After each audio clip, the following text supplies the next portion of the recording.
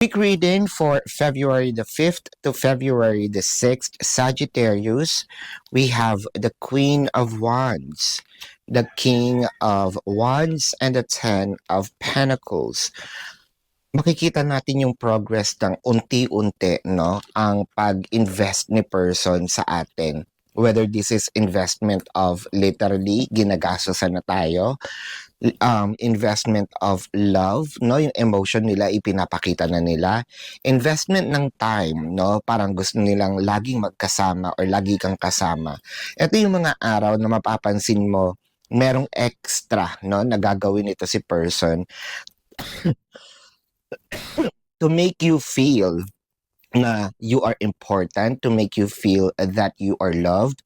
So ito yung mga araw na dapat siguro, syempre binibigyan din natin sila ng appreciation dahil makikita natin naman yung mga efforts na ginagawa nila, no? So keep doing what you're doing, especially kung maganda naman ang mga ang nagiging resulta katulad ng mga progress.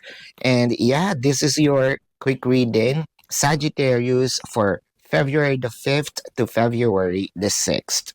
My name is Daphne, but spirit calls me bye-bye.